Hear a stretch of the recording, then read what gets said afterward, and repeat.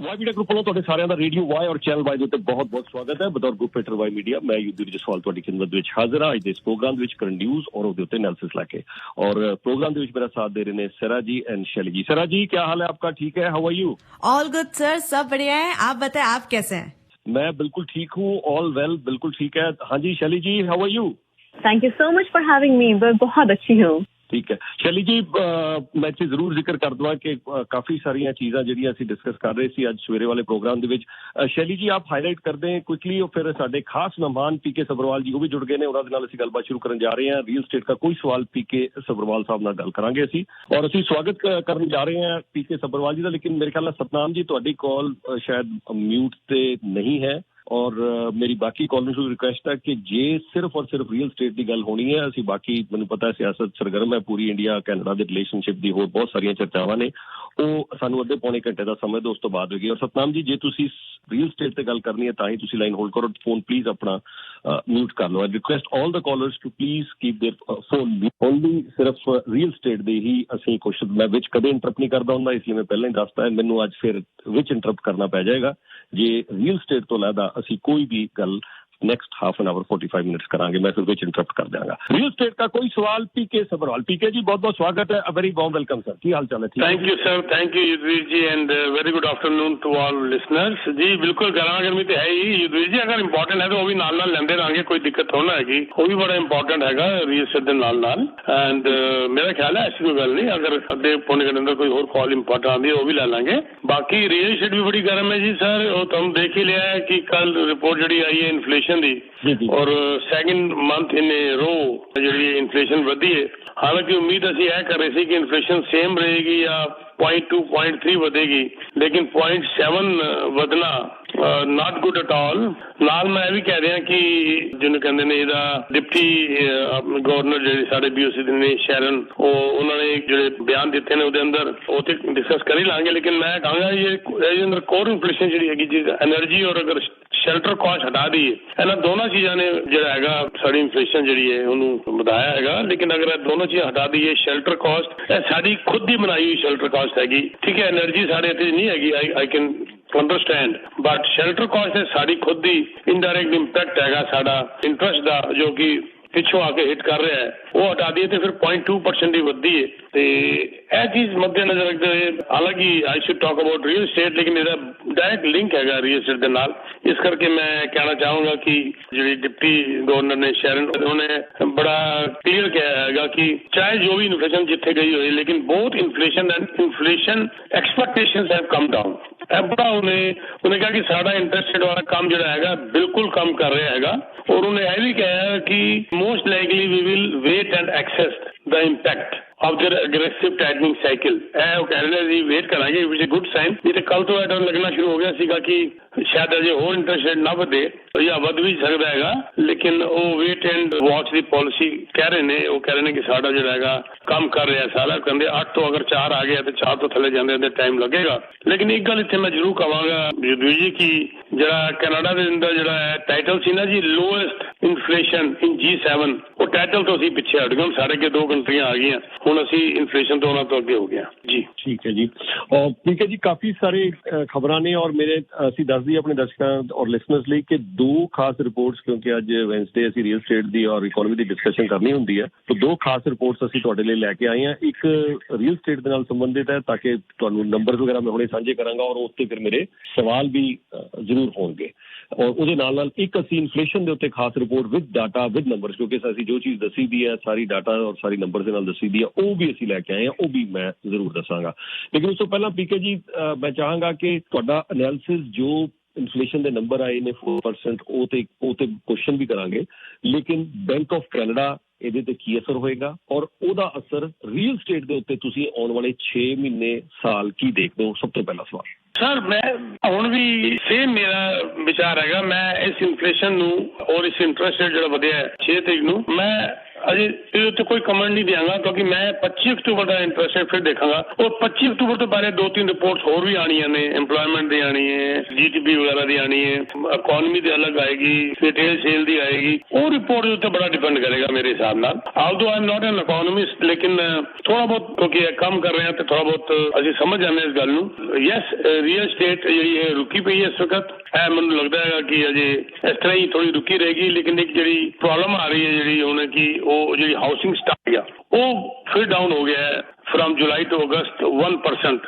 which is not a good report. CMSC ਵੀ ਇਹ ਕਹਿ ਰਿਹਾ ਹੈ ਕਿ ਜਿਹੜਾ ਉਹਨਾਂ ਨੇ ਪ੍ਰੋਜੈਕਟ ਕੀਤਾ ਸੀਗਾ 2030 ਤੱਕ 18.6 ਮਿਲੀਅਨ ਹਾਊਸਿੰਗ ਯੂਨਿਟਸ ਹੋਣਗੇ ਉਹ ਉਹਨਾਂ ਨੇ ਘਟਾਤਾ ਹੈ ਜੀ 18.2 ਮਿਲੀਅਨ ਕਰਤਾ ਹੈਗਾ ਤੇ which is again not a good sign. ਉਹਨਾਂ ਦਾ ਕਹਿਣਾ ਹੈਗਾ ਕਿ ਇਹ ਜਿਹੜਾ ਚਲੋ ਇਮੀਗ੍ਰੈਂਟਸ ਜਾਂ ਆਬਾਦੀ ਪਾਪੂਲੇਸ਼ਨ ਹੀ ਸ਼ਾਰਟੇਜ ਨਹੀਂ ਕਰ ਰਹੀ ਉਹਦਾ ਮੰਨਣਾ ਹੈਗਾ ਕਿ ਮਟੀਰੀਅਲ ਬੜਾ ਐਕਸਪੈਂਸਿਵ ਹੋ ਗਿਆ ਲੇਬਰ ਦੀ ਸ਼ਾਰਟੇਜ ਚੱਲ ਰਹੀ ਹੈ ਫਾਈਨੈਂਸਿੰਗ ਦੀ ਪ੍ਰੋਬਲਮ ਆ ਰਹੀ ਹੈ ਇਹਨਾਂ ਤਿੰਨਾਂ ਵੱਲ ਵੀ ਅਗਰ ਧਿਆਨ ਦੇ ਦਈਏ ਤੇ ਮੇਰਾ ਖਿਆਲ ਹੈ ਅਸੀਂ ਹਾਊਸਿੰਗ ਸਟਾਕ ਨੂੰ ਇੰਪਰੂਵ ਕਰ ਸਕਦੇ ਹਾਂ ਇਹ ਬੜੀ ਇੰਪੋਰਟੈਂਟ ਜਿਹੜੀ ਹੈਗੀ ਨਿਊਜ਼ ਜਿਹੜੀ ਇਹਨਾਂ ਦੀ ਸੀਐਮਐਸਸੀ ਦੀ ਜਿਹਨੂੰ ਮੈਂ ਬਹੁਤ ਇੰਪੋਰਟੈਂਟ ਮੰਨਣਾ ਮੇਰਾ ਖਿਆਲ ਹੈ ਕਿ ਯੈਸ अगला साल 2024 है बिल्कुल उतार चढ़ाव वाला साल होएगा सर बड़ा इंपॉर्टेंट रहेगा फॉर रियल स्टेट और मेरे ख्याल नाल बैंकरप्सीज ਜਿਹਨੂੰ ਕਹਿੰਦੇ ਨੇ ਹੋਰ ਡੈਲਿਕੁਐਂਸੀਜ਼ ਅਲੱਗ ਕਿਸਮ ਦੀਆਂ ਪੇਮੈਂਟ ਦੇ ਉੱਤੇ ਦਿੱਕਤਾਂ ਤੇ ਅੱਜ ਆਣੀ ਸ਼ੁਰੂ ਹੋ ਹੀ ਗਈਆਂ ਨੇ ਲੋਕਾਂ ਨੂੰ ਇਹ ਸ਼ਾਇਦ ਹੋਰ ਵਧਣਗੀਆਂ ਰਿਪੋਰਟ ਪਹਿਲੇ ਵੀ ਅਸੀਂ ਡਿਸਕਸ ਕਰ ਚੁੱਕੇ ਹਾਂ real estate will not be very good I think for another 1 year ठीक है जी real estate will not be good for another 1 year challenges रहणगे और देखते हैं जी ठीक है धीरज आनंद साहब जी तुसी आंदे हो जी धीरज आनंद साहब तुसी आंदे हो गो हैड नमस्कार पीके साहब नमस्कार सर सर एक क्वेश्चन है जी अपना M6 लॉन्च हो रहे हैं जी कॉन्डो में जी जी जी ਸੋ ਉਹ ਕੀ ਪਰ ਸਕੁਅਰ ਫਿਟ ਲਾਂਚ ਹੋ ਰਿਹਾ ਜੀ ਤੁਹਾਡੇ ਕੋਲ ਪ੍ਰਾਈਸਿੰਗ ਜੀ ਹਾਂਜੀ ਹਾਂਜੀ ਅਸੀਂ ਐਵਰੇਜ ਮੰਨਨੇ ਹੁੰਦੇ ਜੀ ਲਗਭਗ 1200 ਤੋਂ ਲੈ ਕੇ 1250 ਵਿਚਕਾਰ ਆਏਗਾ ਡਿਪੈਂਡਿੰਗ ਅਪਨ ਵਟ ਯੂਨਿਟ ਕਿਉਂਕਿ ਜਿਹੜੇ ਛੋਟੇ ਯੂਨਿਟ ਹੁੰਦੇ ਨੇ ਸਟੂਡੀਓ ਟਾਈਪ ਦੇ ਉਹ ਮਹਿੰਗੇ ਹੁੰਦੇ ਨੇ ਹਮੇਸ਼ਾ ਕਿਉਂਕਿ ਐਮਿਨਿਟੀ ਸਾਰੀਆਂ ਹੁੰਦੀਆਂ ਨੇ ਤੇ ਉਹ ਜਿਹੜੇ ਵੱਡੇ ਛੱਤਾਂ ਦੇ ਵੱਡੇ ਯੂਨਿਟ ਜਾਂਦੇ ਉਹਨਾਂ ਦਾ ਪਰ ਸਕੁਅਰ ਸਸਤਾ ਹੁੰਦਾ ਜਾਂਦਾ ਤੇ ਇਟ ਇਜ਼ ਬਿਟਵੀਨ 1200 to 1250 ਪਰ ਸਕੁਅਰ ਫੀਟ ਲੇਕਿਨ ਮੈਂ ਤੁਹਾਨੂੰ ਇਹ ਗੱਲ ਦੱਸ ਦਿਆਂ ਇਹ ਮੈਂ ਅੱਜ ਤੋਂ ਮਹੀਨਾ ਪਹਿਲੇ ਕਿਹਾ ਸੀਗਾ ਕਿ ਅਗਰ ਇਹ 1200 ਤੋਂ ਲੈ ਕੇ 1250 ਵਿਚਕਾਰ ਲਾਂਚ ਕਰਨਗੇ ਤੇ ਆਈਲ ਬੀ ਵੈਰੀ ਹੈਪੀ ਇਹਨਾਂ ਨੇ ਹੈਪੀ ਤੋਂ ਵੀ ਬਹੁਤ ਜ਼ਿਆਦਾ ਹੈਪੀ ਕਰਤਾ ਮੇਰੀ ਉਸ ਦਿਨ ਬਾਰ-ਬਾਰ ਲਾਉਣ ਗੱਲ ਹੋ ਰਹੀ ਸੀ ਸੀਓ ਨਾਲ ਤੇ ਮੈਂ ਉਹਨੂੰ ਪੁੱਛਿਆ ਕਿ ਸੋ ਐਗਰੈਸਿਵ ਇਸ ਤੋਂ ਜ਼ਿਆਦਾ ਇੰਪੋਰਟੈਂਟ ਜਿਹੜੀ ਐਗਰੈਸਿਵ ਗੱਲ ਜਿਹੜੀ ਉਹਨਾਂ ਨੇ ਕੀਤੀ ਹੈ ਸਰ ਕਿ ਇਸ ਦੀ ਕਲੋਜ਼ਿੰਗ ਉਹਨਾਂ ਨੇ 2029 ਚ ਕੀਤੀ ਸਰ 6 ਸਾਲ 2029 ਦੇ ਅੰਦਰ ਕਲੋਜ਼ਿੰਗ ਯੂ ਜਸਟ ਇਮੇਜਿਨ ਅਸੀਂ ਕਹਿੰਦੇ ਆ ਤੁਸੀਂ 2029 ਨੂੰ ਤੁਸੀਂ ਪ੍ਰਾਈਸ ਦਿਓਗੇ ਅੱਜ ਵਾਲਾ 6 ਸਾਲ ਅਗਰ ਮੰਨ ਲਓ ਅਗਰ ਮਕਲਨ ਸਾਹਿਬ ਜਿਹੜੇ ਕਹਿ ਰਹੇ ਨੇ ਇਨਫਲੇਸ਼ਨ ਦੀ ਗੱਲ ਕਰ ਰਹੇ ਨੇ ਕਿ ਮੈਂ ਇਹਨੂੰ ਲੈ ਕੇ ਆਉਣਾ 2.5% ਤੱਕ ਅਗਰ ਤੁਸੀਂ 2.5% ਵੀ ਮੰਨ ਲਓ ਇਨਫਲੇਸ਼ਨ ਨੂੰ ਅਗਰ ਕਾਊਂਟ ਕਰ ਲਓ ਤੇ 6 ਸਾਲ ਦੇ ਅੰਦਰ 15% ਅਗਰ ਕੰਪਾਊਂਡ ਕਰੋਗੇ ਤਾਂ 17.5% ਹੋ ਜਾਂਦਾ ਤੁਹਾਡੇ ਪੈਸੇ ਵੈਸੇ ਹੀ ਡਬਲ ਹੋ ਜਾਂਦੇ ਨੇ ਤੇ ਇਹ 2029 ਦੀ closing number 1 very important very aggressive ਔਰ ਪਲੱਸ ਪੇਮੈਂਟ ਸਰ ਪੇਮੈਂਟ ਦੇ ਅੰਦਰ ਹੋਰ ਵੀ ਕਮਾਲ ਕਰਤਾ ਹੈਗਾ ਤੁਸੀਂ ਪੇਮੈਂਟ 2027 ਤੱਕ ਦੇਣੀ ਹੈਗੀ ਕਿਸ਼ਤਾਂ 'ਚ ਹਿਊਜ ਜਿਹਨੂੰ ਕਹਿੰਦੇ ਨੇ ਕਿਸ਼ਤਾਂ ਤੁਸੀਂ ਛੋਟੀ ਛੋਟੀ ਕਿਸ਼ਤਾਂ ਬਣਾਤੀਆਂ ਨੇ ਵੈਰੀ ਈਜ਼ੀ ਕਰਤਾ ਔਰ ਇਹ ਬੈਨੀਫਿਟ ਹੈਗਾ ਆਮ ਆਦਮੀ ਵਾਸਤੇ ਮੈਂ ਹਮੇਸ਼ਾ ਕਹਿੰਦਾ ਤੁਸੀਂ ਲੋਕ ਜਿਸ ਵਕਤ ਤੁਸੀਂ ਲੋਕ ਲਾਈਨ ਬਣਾਉਂਦੇ ਹੋ ਜਾਂ ਮੈਂ ਤੁਹਾਡੇ ਨਾਲ ਲਾਈਨ ਤੇ ਖੜਾ ਹੁੰਦਾ ਤੇ ਬਿਲਡਰ ਲਾਈਨ ਦੇ ਉੱਤੇ ਖੜੇ ਕੀਮਤਾਂ 10-10 20-30 ਹਜ਼ਾਰ ਹੋ ਜਾਂਦਾ ਸਾਡੀ ਲਾਈਨ ਤੇ ਲੱਗਣ ਦਾ ਉਹ ਫਾਇਦਾ ਚੁੱਕਦਾ ਨਾਓ ਇਜ਼ ਦਾ ਟਾਈਮ ਕਿ ਬਿਲਡਰ ਲਾਈਨ ਤੇ ਲੱਗਿਆ ਹੋਇਆ ਹੈ ਔਰ ਅਸੀਂ ਆਪਣੀ ਮਨਮਾਨੀ ਕਰੀਏ ਅਸੀਂ ਗੱਲਾਂ ਮਨਾਈਏ ਔਰ ਅਸੀਂ ਮਨਾਈਆਂ ਨੇ ਸਾਡੀ ਜਿਸ ਇਹਨਾਂ ਕੋਲ ਮੀਟਿੰਗਸ ਹੁੰਦੀਆਂ ਨੇ ਅਸੀਂ ਕਹਿੰਦੇ ਆ ਹੁਣ ਮੇਰੀ 2-3 ਮੀਟਿੰਗਸ ਹੋਰ ਵੀ ਅਲੱਗ-ਅਲੱਗ ਬਿਲਡਰਸ ਨਾਲ ਹੈਗੀਆਂ ਨੇ ਹੁਣ ਅਸੀਂ ਇਹਨਾਂ ਕੋਲ ਇਨਸੈਂਟਿਵਸ ਮੰਗ ਰਹੇ ਆ ਬੈਨੀਫਿਟ ਚੁੱਕ ਰਹੇ ਆ ਹੁਣ ਉਹਨਾਂ ਨੂੰ ਕਹਿੰਦੇ ਹਾਂ ਜੀ ਬੋਲੋ ਕਿੰਨਾ ਘਟਾਉਂਦੇ ਹੋ ਬੋਲੋ ਜੀ ਕਿੰਨਾ ਇਨਸੈਂਟਿਵ ਦਿੰਦੇ ਹੋ ਬੋਲੋ ਜੀ ਕਿੰਨਾ ਕੈਸ਼ਬੈਕ ਦਿੰਦੇ ਹੋ ਦਿਸ ਇਜ਼ ਟਾਈਮ ਫਾਰ ਅਸ ਕਿ ਅਸੀਂ ਬਿਲਡਰ ਨੂੰ ਲਾਈਨ ਤੇ ਲਗਾ ਦਈਏ ਹੁਣ ਬੈਠਣ ਦਾ ਟਾਈਮ ਨਹੀਂ ਹੈਗਾ ਉਹਨੂੰ ਇਨਵੈਸਟ ਕਰਨ ਦਾ ਟਾਈਮ ਹੈਗਾ ਜੀ M4 ਸਰ ਕਿਦੋਂ ਲਾਂਚ ਹੋਇਆ ਸੀਗਾ ਜੀ M4 ਕੀ ਕਹਿ ਰਹੇ ਜੀ ਕਿਦੋਂ ਤੇ ਕਿੰਨੇ ਸਕੁਅਰ ਫੀਟ ਚ ਲਾਂਚ ਹੋਇਆ ਸੀ ਸਰ ਉਹ ਇੰਨੀ ਯਾਦਾਸ਼ਤ ਤੇ ਮੇਰੀ ਨਹੀਂ ਹੈਗੀ ਲੇਕਿਨ ਮੈਂ ਤੁਹਾਨੂੰ ਦੱਸ ਦਿਆਂ ਕਿ ਜਿਹੜਾ M4 ਤੋਂ ਪਹਿਲੇ M5 ਜਿਹੜਾ ਲਾਂਚ ਹੋਇਆ ਸੀਗਾ ਉਹ ਹੋਇਆ ਸੀਗਾ 1125 ਦੇ ਆਸ-ਪਾਸ ਔਰ M4 ਹੋਇਆ ਸੀਗਾ 1025 ਦੇ ਆਸ-ਪਾਸ ਜੀ ਤੇ ਐਕਸਚੇਂਜ 3 ਸਰ ਕਿਸ ਰੇਟ ਤੇ ਹੋਇਆ ਸੀਗਾ ਅਗਰ ਤੁਹਾਨੂੰ ਯਾਦ ਹੈ ਤੇ ਨਹੀਂ ਬਿਲਕੁਲ ਸਰ ਐਕਸਚੇਂਜ ਦੀ ਗੱਲ ਕਰ ਰਹੇ ਹੋ ਹਾਂਜੀ 3 ਐਕਸਚੇਂਜ ਤੁਸੀਂ ਕੰਪੇਅਰ ਗਲਤ ਕਰ ਰਹੇ ਹੋ ਸਰ ਪਹਿਲੀ ਗੱਲ ਕਿਉਂ ਕਰ ਰਹੇ ਹੋ ਕਿਉਂਕਿ ਦੋਨੋਂ ਦੀ ਲੋਕੇਸ਼ਨ ਹੀ ਬਿਲਕੁਲ ਅਲੱਗ ਹੈ ਦੋਨੋਂ ਬਿਲਡਰ ਹੀ ਅਲੱਗ ਨੇ ਐਕਸਚੇਂਜ ਜਿਹੜੀ ਹੈਗੀ ਸਰ ਥੋੜਾ ਹੀ ਫਰਕ ਹੈ ਜ਼ਿਆਦਾ ਨਹੀਂ ਜੀ ਨਹੀਂ ਤੁਹਾਡੇ ਸਾਹਮਣੇ ਥੋੜਾ ਫਰਕ ਹੈਗਾ ਲੇਕਿਨ ਮੇਰੇ ਸਾਹਮਣੇ ਬਹੁਤ ਫਰਕ ਹੈਗਾ ਐਕਸਚੇਂਜ ਜਿਹੜਾ ਹੈਗਾ ਉਹ MCD ਤੋਂ $100 पर स्क्वायर फीट उत्ते रह के बराबरी आ जाती है। Exchange has to be 100 feet $100 पर square feet more than the MCD ਤਾਂ ਮੇਰੇ ਹਿਸਾਬ ਨਾਲ ਬਰਾਬਰੀ ਆਉਂਦੀ ਹੈ ਦੋਨਾਂ ਦੀ। ਹਾਲਾਂਕਿ MCD is a very good neighbourhood, beautiful, ਬਹੁਤ ਸੋਹਣਾ ਬਣ ਰਿਹਾ M6 ਜਿਹੜਾ ਹੈਗਾ, ਔਰ ਉਹਨਾਂ ਦੀ ਨੇਬਰਹੁਡ ਹੈਗਾ city within the city, very high end. ਪਰ ਅਸੀਂ ਥੋੜਾ ਜਿਹਾ ਕ੍ਰੈਡਿਟ ਲੋਕੇਸ਼ਨ ਦਾ ਵੀ ਦਿੰਦੇ ਆ, ਕਿਉਂਕਿ ਜਿਹੜਾ ਐਕਸਚੇਂਜ ਹੈਗਾ ਉਹ ਬਿਲਕੁਲ ਸਕੁਅਰ वन ਦੇ ਉੱਤੇ ਹੈਗਾ। ਸਰ ਐਕਸਚੇਂਜ 3 ਦਾ ਅਗਰ ਆਪਾਂ ਕਰ ਲਈਏ ਉਸ ਤਾਂ ਆਈ ਥਿੰਕ 900 ਦੇ ਆਸ-ਪਾਸ ਸੀਗਾ ਜੀ, 950 ਦੇ ਆਸ-ਪਾਸ। ਇੱਕ ਮਿੰਟ ਮੈਂ ਤੁਹਾਨੂੰ ਦੱਸ ਦਿੰਦਾ ਜੀ, ਕੋਈ ਹੋਲਡ ਕਰੋ। ਐਕਸਚੇਂਜ 3 ਦੇ ਬਾਅਦ ਐਕਸਚੇਂਜ 4 ਆਇਆ, ਐਕਸਚੇਂਜ 4 ਆਇਆ ਲਗਭਗ 1200 ਦੇ ਆਸ-ਪਾਸ, ਤੇ ਐਕਸਚੇਂਜ 3 ਸੀਗਾ ਨਹੀਂ ਜੀ $1000 ਸੀ ਜੀ। ਓਕੇ ਜੀ। ਤੇ ਇਹਦਾ ਮਤਲਬ ਸਰ ਪ੍ਰੀ ਕੰਸਟਰਕਸ਼ਨ ਦੇ ਵਿੱਚ ਪ੍ਰਾਈਸਿੰਗ ਨਹੀਂ ਘਟੀਆਂ? ਨਾ ਦੇਖੋ, ਨਹੀਂ ਮੈਂ ਤੁਹਾਨੂੰ ਇੱਕ ਗੱਲ ਦੱਸਣਾ, ਪ੍ਰੀ ਕੰਸਟਰਕਸ਼ਨ ਦੀ ਪ੍ਰਾਈਸ ਕਿਸ ਤਰ੍ਹਾਂ ਘਟ ਸਕਦੀ ਹੈ? ਮਤਲਬ ਉਹ ਫਿਊਚਰਿਸਟਿਕ ਹੈਗਾ ਸਰ। ਜਿਸ ਤਰ੍ਹਾਂ ਮੈਂ ਤੁਹਾਨੂੰ ਐਗਜ਼ਾਮਪਲ ਦੇ ਦਿੰਦਾ, ਹੁਣੇ M6 ਦਾ ਹੀ ਦੇ ਦਿਓ ਸਰ। ਅਸੀਂ ਗੱਲ ਕਰ ਰਹੇ ਹਾਂ ਕਿ 1 ਸਾਲ ਤੱਕ, ਹੁਣੇ ਅਸੀਂ ਗੱਲ ਕੀਤੀ ਹੈ, ਹੁਣੇ ਯੁੱਧੂ ਜੀ ਨਾਲ ਗੱਲ ਕਰ ਰਹੇ ਸੀਗੇ, 1 ਸਾਲ 2024 ਮੈਨੂੰ ਠੀਕ ਨਜ਼ਰ ਨਹੀਂ ਆ ਰਿਹਾ ਰੀਅਲ estate ਵਾਸਤੇ 2024, ਲੇਕਿਨ ਅਸੀਂ ਕਲੋਜ਼ਿੰਗ ਕਰ ਰਹੇ ਹਾਂ 2029 ਦੇ ਅੰਦਰ। How can we compare 2029 with 2024? ਤੇ ਉਹਦਾ ਅਸੀਂ ਉਹ ਕਿਉਂ ਘਟਣ? ਹਾਂ, ਉਹਨਾਂ ਦੀ ਘਟੀਆਂ ਨੇ, ਮੈਂ ਤੁਹਾਨੂੰ ਦੇ ਦੇਣਾ, ਜਿਹੜਾ ਦੀ ਕਲੋਜ਼ਿੰਗ 2024 ਚ ਹੈਗੀ, ਹਿਊਜ ਡਿਸਕਾਊਂਟ ਦਿਲਵਾ ਦੇਣਾ। ਇਹ ਪ੍ਰਾਈਸ ਡਿਪੈਂਡ ਕਰਦਾ ਹੈ ਸਰ ਡਿਊਰੇਸ਼ਨ ਕਿੰਨਾ ਲੰਬਾ ਹੈਗਾ, ਸਿੰਪਲ। ਕੰਪੈਰੀਜ਼ਨ ਗਲਤ ਹੋ ਜਾਂਦਾ ਹੈ। ਨਹੀਂ ਨਾ ਪਤਾ ਫਿਰ 29 ਚ I don't know, you don't know ਕੀ ਹੋਣਾ ਕੀ ਨਹੀਂ। ਜਿਨ੍ਹਾਂ ਨੇ 2017 ਜਾਂ 18 ਚ ਕੀਤਾ ਹੋਣਾ ਉਹਨਾਂ ਵਾਸਤੇ ਵੀ 6 ਈਅਰ ਦਾ ਟਾਈਮ ਹੋਣਾ, ਬਟ ਹੁਣ ਜਿਨ੍ਹਾਂ ਦੀ ਕਲੋਜ਼ਿੰਗ ਨੈਕਸਟ ਈਅਰ ਆਣੀ ਹੈ, ਬਟ ਉਹ ਸਾਰੀ ਕੈਲਕੂਲੇਸ਼ਨ ਫਿਰ। ਲੈਟ ਮੀ ਕਲੈਰੀਫਾਈ ਯੂ, ਬਿਲਕੁਲ ਸਰ, ਮੈਂ let me clarify you, very important sir. 2017 ਦੀ ਅਗਰ ਤੁਸੀਂ ਗੱਲ ਕਰ ਰਹੇ ਹੋ, ਉਹ ਇੰਨੀ ਦੂਰ ਕਿਉਂ ਜਾਂਦੇ ਹੋ? 2018 2019 ਚ ਆ ਜਾਓ, ਇੰਨੀ ਦੂਰ ਕਿਉਂ ਜਾਂਦੇ ਆ? ਜਿਨ੍ਹਾਂ ਨੇ 2019 ਦੇ ਅੰਦਰ ਬੁੱਕ ਕੀਤਾ ਸੀਗਾ ਹੋਰ ਵੀ ਛੱਡ ਦਿਓ, ਮੈਂ ਉਸ ਤੋਂ ਵੀ ਅੱਗੇ ਆ ਜਾਣਾ। ਤੁਸੀਂ ਐਕਸਚੇਂਜ 1 ਲੈ ਲਓ, ਚਲੋ ਤੁਸੀਂ ਐਕਸਚੇਂਜ ਦੀ ਗੱਲ ਕੀਤੀ ਹੈਗੀ। ਐਕਸਚੇਂਜ 1 ਜਿਹੜਾ ਲਾਂਚ ਹੋਇਆ ਸੀ ਸਰ, $850 ਪਰ ਸਕੁਅਰ ਫੀਟ ਹੋਇਆ ਸੀਗਾ। ਅੱਜ ਅਸੀਂ 1250 ਦੀ ਗੱਲ ਕਰ ਰਹੇ ਹਾਂ। ਮੈਂ ਕਹਿੰਦਾ $200 ਵੀ ਪਰ ਸਕੁਅਰ ਫੀਟ ਕੀਮਤ ਗਿਰ ਜਾਏ ਤੇ ਉਹ ਬੰਦਾ ਫਿਰ ਵੀ ਕਮਾ ਗਿਆ $150-200 ਪਰ ਸਕੁਅਰ ਫੀਟ। ਗੱਲ ਬੁਕਿੰਗ ਦੀ ਹੋ ਰਹੀ ਹੈ ਨਾ। ਹਾਂ, ਜਿਸ ਬੰਦੇ ਨੇ 1 ਸਾਲ ਪਹਿਲੇ ਬੁੱਕ ਕੀਤਾ ਉਹ ਤਾਂ ਘਾਟਾ ਖਾਏਗਾ ਹੀ ਖਾਏਗਾ। ਤਾਂ ਡਿਊਰੇਸ਼ਨ ਬੜੀ ਇੰਪੋਰਟੈਂਟ ਹੈ। ਤੁਸੀਂ ਕਿਸ ਤਰ੍ਹਾਂ ਕਹਿ ਸਕਦੇ ਜੀ ਪ੍ਰਾਈਸ ਗਿਰ ਗਏ? ਪ੍ਰਾਈਸ ਤਾਂ ਵੱਧ ਗਏ ਨੇ, ਗਿਰਨ ਦੇ ਬਾਵਜੂਦ ਵੀ ਵੱਧ ਗਏ ਨੇ। ਜਿਸ ਬੰਦੇ ਨੇ 3.5 ਲੱਖ ਦਾ ਬੁੱਕ ਕੀਤਾ ਸੀਗਾ ਉਹ 6 ਲੱਖ ਦਾ ਹੋ ਗਿਆ ਸੀਗਾ, ਔਰ ਪ੍ਰਾਈਸ ਗਿਰਨ ਦੇ ਬਾਅਦ 5 ਲੱਖ ਦਾ ਰਹਿ ਗਿਆ। ਤੁਸੀਂ ਕਹੋਗੇ ਜੀ 1 ਲੱਖ ਕੀਮਤ ਗਿਰ ਗਈ, ਮੈਂ ਕਹਾਂਗਾ 1.5 ਲੱਖ ਕੀਮਤ ਵੱਧ ਗਈ। ਇਹ ਸੋਚਣ ਦਾ ਤਰੀਕਾ ਹੈ ਜੀ। ਜਿਹਨੇ ਬੁੱਕ ਕੀਤਾ ਸੀਗਾ 5 ਸਾਲ ਪਹਿਲੇ ਉਹਦੀ ਤੇ 1.5 ਲੱਖ ਕੀਮਤ ਵੱਧ ਗਈ ਨਾ ਸਰ। ਮਾਰਕੀਟ ਐਟ ਪ੍ਰੈਜ਼ੈਂਟ ਗਿਰੀ ਹੈ ਨਾ, ਇਸੇ ਕਰਕੇ ਅਸੀਂ ਕਹਿੰਦੇ ਹਾਂ ਫਿਊਚਰਿਸਟਿਕ ਜਿਹੜਾ ਫਿਊਚਰ ਬੁਕਿੰਗ ਹੈਗੀ ਦੈਟ ਆਲਵੇਜ਼ ਵਰਕਸ। ਔਰ 4-5 ਡਿਕੇਡ ਹੋ ਚੁੱਕੇ ਨੇ ਮੈਨੂੰ ਕੰਮ ਕਰਦੇ ਹੋਏ। ਇਸਨੇ ਕਿ ਆਪਣਾ ਐਕਸਚੇਂਜ 3 ਜਿਹੜਾ 1000 ਦਾ ਬੁੱਕ ਹੋਇਆ ਸੀ ਉਹ ਅੱਜ 1250 ਜਾਂ 1350, ਅਗਰ 100 ਉਹਨੂੰ M6 ਨਾਲੋਂ ਅਪਰ ਹੈਂਡ ਦਈਏ ਤੇ ਉਹ 1350 ਦੇ ਆਸ-ਪਾਸ ਹੋਏਗਾ। ਬਿਲਕੁਲ ਹੋਏਗਾ, ਔਰ ਨਹੀਂ ਫਿਊਚਰ ਹੋਏਗਾ ਸਰ, ਅਜੇ ਨਹੀਂ। ਅਜੇ ਅੱਜ ਜੋ ਬੁੱਕ ਹੋਣਗੇ ਨੋ ਅਸੀਂ ਫਿਰ ਕੰਪੈਰੀਜ਼ਨ ਗਲਤ ਕੀਤਾ ਹੈ। ਇਹ ਜਿਹੜਾ M6 ਦੀ ਗੱਲ ਕਰ ਲਈਏ 2029 ਦੀ ਕਲੋਜ਼ਿੰਗ, ਠੀਕ ਹੈ। ਹੁਣ ਐਕਸਚੇਂਜ 3 ਛੱਡ ਦਿਓ, ਉਹ ਤਾਂ ਬੁੱਕ ਹੀ ਹੋਇਆ ਸੀ ਨਾ 2 ਸਾਲ ਪਹਿਲੇ, ਉਹ ਤੇ ਕੰਪੈਰੀਜ਼ਨ ਹੀ ਗਲਤ ਹੋ ਗਿਆ। ਹੁਣ ਆ ਜਾਓ ਜਿਹੜਾ ਅੱਜ, ਸਪੋਜ਼ ਕਰੋ ਐਕਸਚੇਂਜ 3 ਅੱਜ ਲਾਂਚ ਹੁੰਦਾ ਔਰ ਉਹਦੀ ਕਲੋਜ਼ਿੰਗ 2029 ਸੇਮ ਹੁੰਦੀ, ਉਹ 1350 ਹੁੰਦਾ, ਨਾਟ ਅੱਜ 2029 ਕਲੋਜ਼ਿੰਗ। ਅਸੀਂ ਕੰਪੈਰੀਜ਼ਨ ਕਰਾਂਗੇ ਤਾਂ ਸਰ ਐਗਜ਼ੈਕਟ ਕਰਾਂਗੇ ਨਾ ਜੀ। Thank you sir. ਜੀ ਸਰ, ਥੈਂਕ ਯੂ ਜੀ, ਥੈਂक यू वेरी मच जी, बहुत शुक्रिया धीरज जी। नेक्स्ट कॉल जी गिरीश जी, तुसी आंदे रहो। गिरीश जी, गो अहेड। हेलो सब्रवाल जी, नमस्कार जी। नमस्कार सर। अभी अपने प्रधानमंत्री जी ने कुछ अनाउंस किया है, कुछ अफोर्डेबल GST कुछ माफ कर रहा है। हाँ जी मैं बताया प्लीज, उसमें फायदा क्या होगा पहले ये बताइए प्लीज। नहीं वो तो सिर्फ रेंटल अपार्टमेंट्स के लिए है सर। मैं बता दूं, उन्होंने लंदन में जब 2 बातें डिक्लेयर करी थी। एक तो उन्होंने लंदन में जाके जो 74 मिलियन की फंडिंग करी है, क्योंकि वो 2000 नए घर बना रहे हैं अगले 3 साल के अंदर। इसके लिए जो फेडरल गवर्नमेंट ने जो 4 बिलियन हाउसिंग फंड डाला, उसका बेनिफिट लेने वाला लंदन आ गया। वहीं पर ही उन्होंने ऐलान कर दिया कि जो वो मेरे को लगता है वो थर्सडे था जब उन्होंने कहा रेंटल कंस्ट्रक्शंस जिसकी कीमत 3.5 लाख से 4.5 लाख के बीच में होगी अपार्टमेंट की लंदन में कहीं भी, तो उन्होंने ऐलान किया उसके ऊपर 5% जो GST है वो नहीं ली जाएगी। इसका देखा जाए तो इनडायरेक्ट बेनिफिट सीधा उसके कंज्यूमर के ऊपर चला गया ना सर। ये रेंटल के लिए है। अगर आप इन्वेस्टर हैं, मैं इन्वेस्टर हूँ और मैं रेंटल वाली बिल्डिंग में नहीं लेता तो मुझे बेनिफिट नहीं है इस बात का। सिर्फ रेंटल को संभालने के लिए उन्होंने कहा है ये। और ये तो वाई मीडिया में बड़ी अच्छी न्यूज, बड़ी जबरदस्त आ चुकी है। मैंने भी बहुत कुछ इसके अंदर वाई मीडिया में ही पढ़ा है बॉस। और ये जो है, जैसे मैं आपको बता दूं, डेवलपर जब बनाता था ऐसे कंडोमिनियम तो वो जीएसटी को बाईपास करके इंडिविजुअल होम बायर की तरफ ले जाता था। अल्टीमेटली बायर को देना पड़ता था।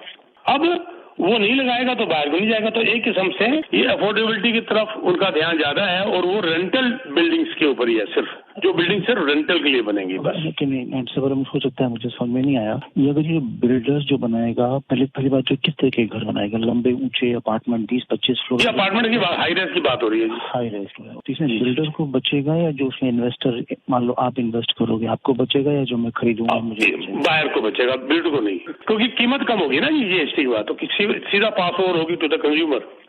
तो इसका मतलब कि फिर वही बात आ गई कि वहाँ पे फिर इन्वेस्टर घुस गया तो मैं तो रह गया फिर से, है ना? नहीं, एक मिनट रुकिए सर, मैं आपको थोड़ा क्लियर कर देता हूँ। ये रेंटल बिल्डिंग है, आपने लेके उसको किराए पे दे दिया, तो यहाँ पर रेंटल बढ़ा क्यों सर? इसका तो आपको पता ही होगा। गिरीश जी आप बहुत सियाने हैं, क्योंकि आपसे बहुत रेगुलर बात होती है, मुझे बड़ा अच्छा लगता है बात करके। रेंट्स क्यों बढ़ गए? क्योंकि कीमतें बढ़ गई मकानों की। It is a direct impact on the rent. तो जब मकान की कीमत घटेगी तो पर डैली वैल्यू नेचुरली किराया अपने नीचे आएगा।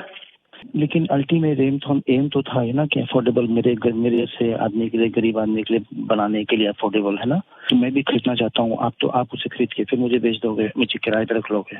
बेच तो सकते ही नहीं है सर, किराए के लिए वो जी। ओके, नहीं तो आप किराए के बेच तो सकते ही नहीं है सर, वो रेंटल के लिए है सर। ओके, जो भी वो बिल्डिंग रेंटल के लिए। ओके, तो खरीदने वाले का कोई इंतजाम नहीं है वहाँ पे? जी, वो पूरा रेंटल के लिए रहेगा जो हमेशा रेंटल के लिए। That is a rental building. Owners उसको रेंट में चढ़ाएंगे। नहीं तो कोई ना कोई तो ओन करेगा ना उसको। नेचुरली रेंटल बिल्डिंग है वो रेंट में चढ़ाने के लिए है।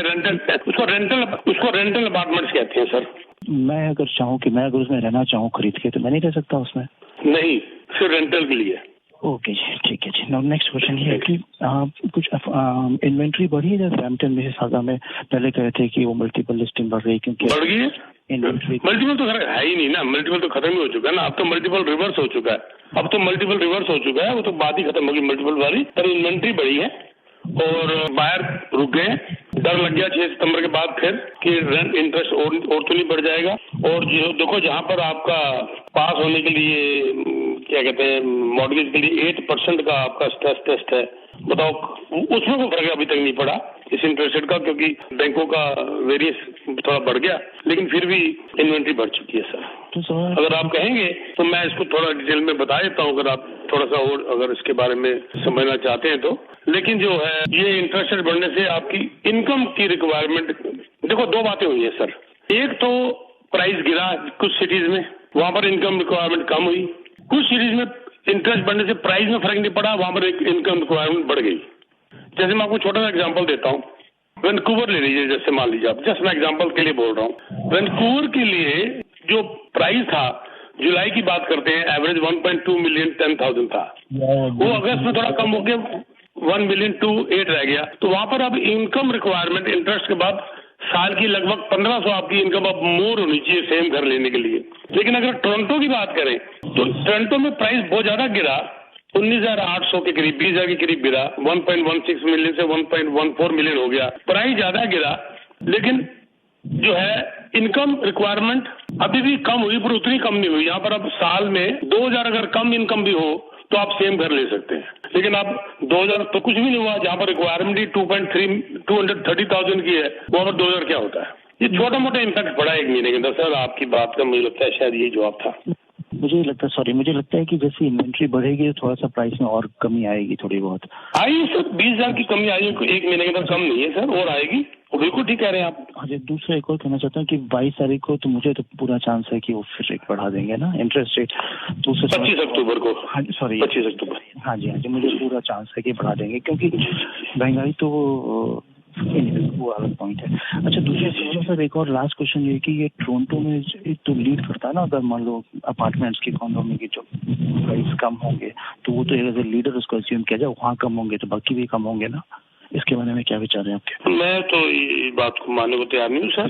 टोरंटो लीडर नहीं है, टोरंटो लीडर नहीं है सर। तो आप देखिए ना, टोरंटो के अंदर जिसे कहते हैं 24-25 डेवलपमेंट्स जेट्स डिले हो गए, लेकिन बाहर निकलो तो बढ़ गए।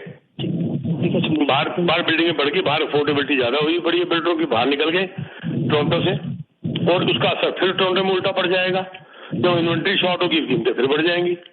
यही तो परेशानी हो रही है। यही तो गवर्नमेंट अभी सोच रही है कि बिल्डरों को कुछ इंटरेस्ट रेट में कुछ फायदा किया जाए, कुछ ग्रांट दिया जाए, कुछ किया जाए, कुछ बेनिफिट दिए जाए, ताकि वो अफोर्डेबल थोड़े से उनके अंदर, या पहले भी स्कीम आई थी कि बिल्डिंग के अंदर कुछ अफोर्डेबल घरों की कुछ प्रावधान किया जाए, जिससे कि कुछ बिल्डिंगें आए मार्केट के अंदर, बिल्डर आए। बिल्डर ना आए बनाने के लिए घाटों के चक्कर में, तो फिर परेशानी आप देख लीजिए ना। ये अब ये रॉजर्स इतने सॉलिड है, M6 की बात ही हो रही थी पहले, देख लीजिए अब ये सॉलिड है तो इन्होंने अफोर्ड कर लिया।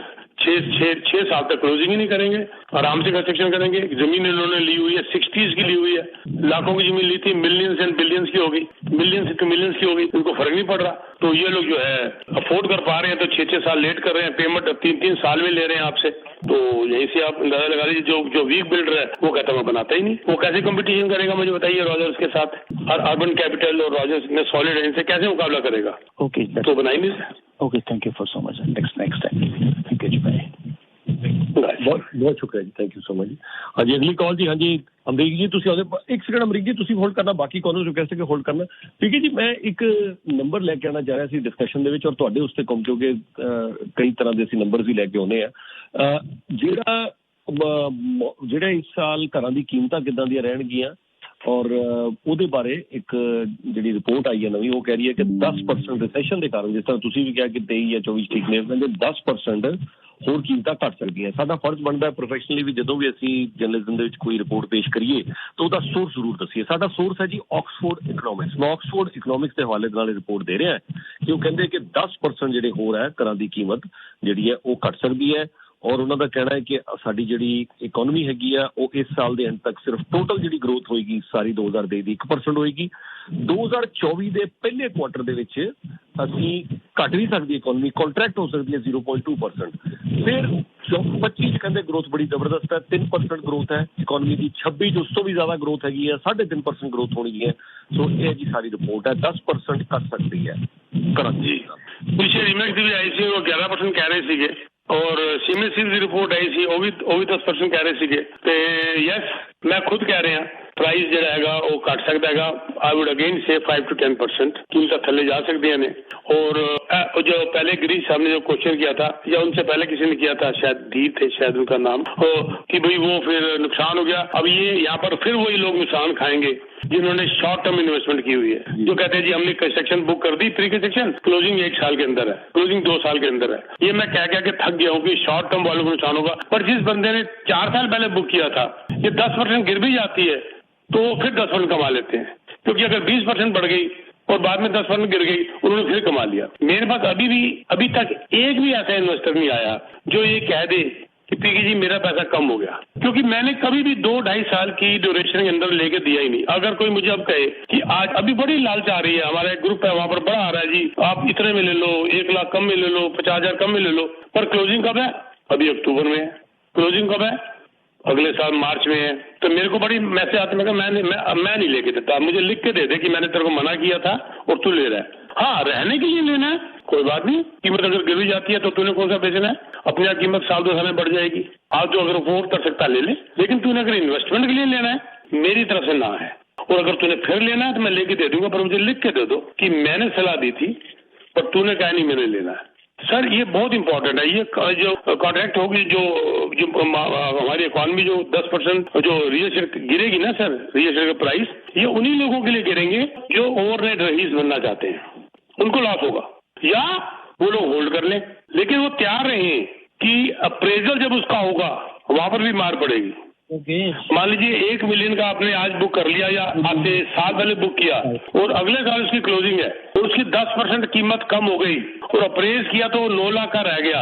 अगर आपके अंदर ताकत है कि 20% प्लस 1 लाख दे दोगे, डन।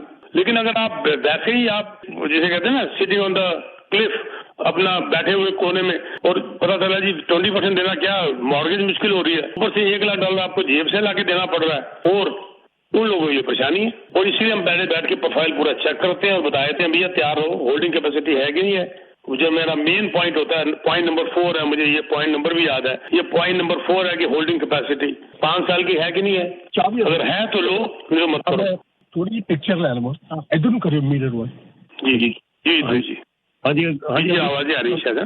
हाँ जी अमरीक जी ਤੁਸੀਂ हाँ जी सॉरी मैं ਵਿੱਚ ਇੰਟਰਪਟ ਕੀਤਾ ਸੀ। ਅਮਰੀਕ ਜੀ ਆਪਣੀ ਗੱਲ ਪੂਰੀ ਕਰੋ ਜੀ। हाँ जी गो अहेड। हाँ जी बहुत थैंक यू। सब तो पहला एक मिनट मैं जसवाल साहब जी सर, और गल ये है कि भी सब तो पहला वाई मीडिया साडे जसवाल साहब और सबरवाल साहब मोंगा साहब और सारे भैन भरावां नूं सत श्री अकाल। अपना सबरवाल साहब जी सर, पैसा वाधू पिया लोकां कोल, पैसा हैगा, इन्वेस्टमेंट कर सकते हैं रीयल स्टेट दे विच, पर गल ये है कि जदों तुसीं प्रॉपर्टी बाय करके गाहां रेंट ते दिंदे हैं ते ਉਹਦੇ ਵਿੱਚੋਂ ਕਿਰਾਏਦਾਰ ਜਿਹੜੇ ਕਿਰਾਏਦਾਰ ਨੇ ਕਿਰਾਏਦਾਰ ਵਿੱਚੋਂ ਨਿਕਲਦਾ ਨਹੀਂ ਜੀ 6 ਮਹੀਨੇ 8 ਮਹੀਨੇ ਸਾਲ ਕੇ ਦੇ ਕੇ ਉਸ ਤੋਂ ਬਾਅਦ ਜਿਹੜਾ ਓਨਰ ਹੈ ਘਰ ਦਾ ਰੈਜ਼ੀਡੈਂਸ਼ੀਅਲ ਮੈਂ ਗੱਲ ਕਰ ਰਿਹਾ ਪ੍ਰਾਪਰਟੀ ਦੀ, ਉਹ ਏਦਾਂ ਅੜ ਕੇ ਬਹਿ ਜਾਂਦੇ ਹੈ ਕਿ ਬਈ ਜਿਹੜਾ ਤੁਹਾਡਾ ਬੋਰਡ ਵੀ ਹੈ ਟੈਨੈਂਟ ਬੋਰਡ ਵਗੈਰਾ ਵਗੈਰਾ ਉਹ ਵੀ ਉੱਥੇ ਵੀ और जो ऑनर का केस है जेकर ऑनर किसी के अगेंस्ट फाइल करे वो मेरा ख्याल 2 साल की वेटिंग है, तो जे किराएदार का कोई मसला तो वह भी इदा ही साल 2 साल इदा उसकी वेटिंग है। ਇਹਦੇ ਲਈ कोई वधिया कोई करो ऐसा। क्या मेरे में एक तो पहला सवाल ये है कि बई क्या ये इंटेलिजेंस गौरमेंट के हथ च होंदा जां ये साडी फैडरल गौरमेंट के हथ च है, कोई ऐसे वधिया ला बन जाण रेजीडेंशियल ਤਾਂ ਫਿਰ ਸਵਾਦ ਆਉਂਦਾ ਇਨਵੈਸਟਮੈਂਟ ਕਰਨ ਦਾ। ਔਰ ਫਿਰ ਜਿਸ ਬੰਦੇ ਦਾ ਘਰ ਹੈ ਜਿਹਨੇ ਰੈਂਟ ਤੇ ਦਿਆ ਹੋਇਆ 200-300 ਘੱਟ ਵੱਧ ਵਾਰੀ $200 ਭਾਵੇਂ ਘੱਟ ਲੈ ਲਵੇ, ਇਹ ਬੰਦਾ ਖੁਸ਼ ਹੁੰਦਾ ਕਿ ਮੇਰੀ ਪ੍ਰਾਪਰਟੀ ਦਾ ਮੈਨੂੰ ਮੰਥਲੀ ਕਿਸੇ ਕੋਈ ਹੈਡਕ ਨਹੀਂ, ਕੋਈ ਦੁੱਖ ਤਕਲੀਫ ਨਹੀਂ। ਇਹਦੇ ਲਈ ਤੁਸੀਂ ਕੀ ਸਬਰਵਾਲ ਸਾਹਿਬ ਕੋਈ ਹੈ ਤੁਹਾਡੇ ਦਿਲ ਖੁਸ਼ ਹੋ ਗਿਆ ਸੁਣ ਕੇ ਤੁਹਾਡੀ ਗੱਲ, ਬਹੁਤ ਸੋਹਣੀ ਗੱਲ ਕੀਤੀ। ਇਹੋ ਜਿਹੀ ਗੱਲਾਂ ਹੁਣ ਦਿਲ ਖੁਸ਼ ਹੋ ਜਾਂਦਾ ਹੈ ਔਰ ਬਾਕੀ ਲੋਕਾਂ ਨੂੰ ਸਿੱਖਣ ਨੂੰ ਮਿਲਦਾ ਹੈ। ਸਰ ਪਹਿਲੇ ਮੈਂ ਦੱਸ ਦਿਆਂ ਲੈਂਡਲੌਰਡ ਟੈਨੈਂਟ ਬੋਰਡ ਦੀ ਕੋਈ ਫਿਕਸ ਡੇਟ ਨਹੀਂ ਹੈ 18 ਮਹੀਨੇ ਜਿਹੜੇ ਲੋਕੀ ਗਲਤਫਹਿਮੀ ਨੇ। ਮੇਰੇ ਕੋਲ ਇਹੋ ਜਿਹੇ ਕੇਸ ਨੇ ਜਿਹਦੇ ਅੰਦਰ ਲੈਂਡਲੌਰਡ ਟੈਨੈਂਟ ਬੋਰਡ ਨੇ 6 ਹਫ਼ਤੇ ਦੀ ਡੇਟ ਦਿੱਤੀ ਹੈਗੀ, 6 ਵੀਕਸ ਦੀ ਡੇਟ ਵੀ ਦਿੱਤੀ ਹੈਗੀ। ਉਹ ਇਹ ਦੇਖਦੇ ਨੇ ਕਿ ਕਿਹੜਾ ਕੇਸ ਕਿੰਨਾ ਸੀਰੀਅਸ ਹੈਗਾ, ਉਹ ਇਹ ਦੇਖਦੇ ਨੇ ਕਿ ਇਹਦੇ ਨਾਲ ਕੋਈ ਲੈਂਡਲੌਰਡ ਬੈਂਕਰਪਟ ਤੇ ਨਹੀਂ ਹੋ ਰਿਹਾ तो इमीडिएट डेट पा देंगे ने। वो यह देखते हैं कि यह टैनेंट इलीगल बैठा हुआ है, जल्दी डेट पा जाती है। नॉर्मल केसेस के अंदर अगर टैनेंट ने रेंट देना बंद करता है, नॉर्मल केस के अंदर उन्होंने डेट 6-7-8 महीने की पै रही हैगी। 1.5 साल के अंदर वो समझ आते हैं कि एप्लीकेशन पई है साढ़े कोल और इस एप्लीकेशन उत्ते कितना असीं ध्यान देना है और कितना सीरियस है कितना नकली है। जिहड़े जज उत्थे बैठे ने सर ਅਸੀਂ ਸੋਚਦੇ ਹਾਂ ਜੀ ਅਸੀਂ ਬਹੁਤ ਸਿਆਣੇ ਹਾਂ, ਅਸੀਂ ਇਹ ਬਾਨਾ ਮਾਰ ਕੇ ਕਰ ਦਿਆਂਗੇ, ਪਰ ਇਹ ਨਹੀਂ ਪਤਾ ਸਾਨੂੰ ਕਿ ਜੱਜ ਕੋਲ ਐਵਰੇਜ 50 ਕੇਸ ਰੋਜ਼ ਆਉਂਦੇ ਨੇ, ਉਹਨੂੰ ਪਤਾ ਹੈ ਬਾਨੇ ਰੋਲਦੇ ਨੇ। ਮੇਰੇ ਆਪਣੇ ਇੱਕ ਕਲਾਇੰਟ ਦਾ ਕੇਸ 6 ਹਫ਼ਤੇ ਦੀ ਡੇਟ ਪਈ ਹੈ ਸਰ, ਉਹਦੇ ਅੰਦਰ ਮੈਂ ਤੁਹਾਨੂੰ ਕੇਸ ਦੱਸ ਦਿੰਦਾ ਕਿ ਟੈਨੈਂਟ ਓਰੀਜਨਲ ਜਿਹੜਾ ਹੈਗਾ ਉਹਨਾਂ ਨਾਲ 2 ਹੋਰ ਸੀਗੇ ਔਰ ਟੈਨੈਂਟ ਜਿਹੜੇ ਨੇ ਉਹ ਆਪਣਾ N9 ਦੇ ਕੇ ਚਲੇ ਗਏ, ਉਹ ਜਿਹੜੇ 2 ਸੀ ਉਹ ਉੱਥੇ ਬੈਠੇ ਰਹੇ। ਤੁਸੀਂ ਦੇਖੋਗੇ ਅਕਸਰ ਸਟੂਡੈਂਟਸ ਕੀ ਕਰਦੇ ਨੇ ਉਹ ਚੇਂਜ ਹੁੰਦੇ ਰਹਿੰਦੇ ਨੇ। ਸਾਡੀ ਆਪਣੀ ਗਲਤੀਆਂ ਨੇ कि असी एग्रीमेंट इस तरह का बनाते नहीं, किसी प्रोफेशनल गल ही नहीं करते। उसके बाद टैनेंट चेंज होते गए, जो टैनेंट 4 साल पहले सीगा पता चलिया जो स्टूडेंट है ही नहीं और सारे नवे बैठे ने। तुसीं उहदे नाल की कीता, तुसीं उहदे कोल किराया लिता, तुसीं एग्रीमेंट के अंदर अपने आप आ गए, क्यों लिता, क्यों उन्होंने तुसीं अलाउ किया। We have to be very vigilant. तो उस हिसाब नाल सीरीयसनेस नजर आती है टैनेंट लैंडलॉर्ड टैनेंट बोर्ड के अंदर की हो के रहा। तुसीं उन्हां कोल रेंट लैंड मना कर दो, you are illegal, throw them out. 6 हफ्ते की टर्म डेट मिल जाएगी, 4 हफ्ते की डेट मिल जाएगी कि वो टैनेंट भी है ही नहीं, जो बैठे हुए हैं टैनेंट तो जा चुके हैं। क्या वो जड़े टैनेंट गए क्या तुम N11 या N9 साइन कराया। सर पता नहीं होंगे अमरीक जी कि असी अपनी कमजोरियां हो जांदियां ने जिस करके असी परेशान हो जाते हैं। तो जिस तरह कहने जी है कोई लॉ सारा हैगा, मैनू कॉल कर लो, मैं अपने इन हाउस लॉयर का तुहानू नंबर देना, वेरी परफेक्ट पैरालीगल, बड़े ढंग नाल चलते हैं, तो तुहानू मैं देना, तुसीं उन्हां नाल कंटैक्ट करो। असीं यह भी करने कि पैरालीगल के $500 कौन खर्च करेगा, असीं खुद ही संभाल लांगे। असीं अपने आप ही बड़े सियाणे बन जाते हैं, असीं एग्रीमेंट खुद ही बना लेने, रियल्टर नहीं छड्डो जी, उन्हें भी तो यही बनाना है। नहीं, क्रेडिट के अंदर असीं गलती कर जाते हैं, चेक करते वक्त जो उन्हें रिपोर्ट दी वो मान ली, पता चला क्रेडिट रिपोर्ट ही गलत है। अच्छा, उसके बाद पता चला जी सैलरी इनकम जी इनकम हैगी वो पता चला जी बाद जी उन्हें इनकम गलत दी हुई सी, असीं ढंग नाल चेक नहीं की। अच्छा, उसके बाद यह सारी गल ना सानू यह नहीं पता कि अगर उन्हें मिसरिप्रेजेंटेशन की है अपने इनकम दी और क्रेडिट दी N6 नोटिस दियो 6 हफ्ते तक टाउन टाइम मिल जाता है LTB के अंदर इमीडिएटली, क्योंकि मिसरिप्रेजेंटेशन होगी, इलीगल काम हो गया, इलीगल एक्ट हो गया ਤੇ ਉਹ ਅਸੀਂ ਕੰਮ ਹੀ ਨਹੀਂ ਕਰਦੇ ਕਿਉਂਕਿ ਸਾਨੂੰ ਖੁਦ ਨੂੰ ਲਾਅ ਦਾ ਪਤਾ ਨਹੀਂ ਹੈਗਾ। ਅਸੀਂ ਦੁਖੀ ਹੋ ਕੇ ਬਹਿ ਜਾਂਦੇ ਹਾਂ ਸਰ। ਪਰਫੈਕਟ ਢੰਗ ਨਾਲ ਐਗਰੀਮੈਂਟ ਬਣੇ, ਉਹਦੀ ਕ੍ਰੈਡਿਟ ਹਿਸਟਰੀ ਚੈੱਕ ਕੀਤੀ ਜਾਏ। ਜਿਸ ਨਾਲ ਅਸੀਂ ਰੈਂਟ ਤੇ ਦੇਣਾ ਹੁੰਦਾ ਨਾ, ਸੌਰੀ ਵੀਰ ਜੀ ਮੈਂ 2 ਮਿੰਟ ਫਾਲਤੂ ਲੈ ਲੈਣਾ ਐਕਸਲ ਵਿੱਚ, ਮੈਂ 2 ਮਿੰਟ ਹੋਰ ਲੈ ਲਾਂ ਪਲੀਜ਼ ਗੋ ਸਰ। ਹਾਂਜੀ ਹਾਂਜੀ ਪਲੀਜ਼। ਅਸੀਂ ਕੀ ਕਰਨੇ ਆ, ਜਿਸ ਕੋ ਸਾਡਾ 15 ਦਿਨ ਕਿਰਾਇਆ ਤੇ ਨਹੀਂ ਚੱਲਦਾ ਨਾ, ਤੇ ਸਾਨੂੰ ਸਾਰੇ ਕਿਰਾਏਦਾਰ ਚੰਗੇ ਲੱਗਣੇ ਸ਼ੁਰੂ ਹੋ ਜਾਂਦੇ ਨੇ। ਕੋਈ ਗੱਲ ਨਹੀਂ 600 ਦਾ ਕ੍ਰੈਡਿਟ ਹੈਗਾ, ਠੀਕ ਹੋ ਜਾਏਗਾ, ਕੋਈ ਗੱਲ ਨਹੀਂ ਇਨਕਮ ਥੋੜੀ ਜਿਹੀ ਘੱਟ ਹੈ, ਠੀਕ ਹੋ ਜਾਏਗੀ। ਅਸੀਂ ਕੰਪਰੋਮਾਈਜ਼ ਕਰਨੇ ਸ਼ੁਰੂ ਕਰ ਦਿੰਦੇ ਹਾਂ। ਤੁਸੀਂ ਪਹਿਲੇ ਮੈਂ ਅਜੇ ਇੱਕ ਟੈਨਰ ਨੇ ਨੋਟਿਸ ਭੇਜਿਆ ਹੈਗਾ ਕਿ ਤੁਹਾਨੂੰ ਤੁਹਾਡੀ ਇਨਕਮ ਜਸਟੀਫਾਈ ਨਹੀਂ ਕਰ ਰਹੀ, ਨਾਟ ਨੋਟਿਸ ਲੈਟਰ ਭੇਜਿਆ, ਜਸਟੀਫਾਈ ਨਹੀਂ ਕਰ ਰਹੀ ਤੇ ਤੁਸੀਂ ਮੈਂ ਤੁਹਾਨੂੰ ਨਹੀਂ ਦੇ ਰਿਹਾ।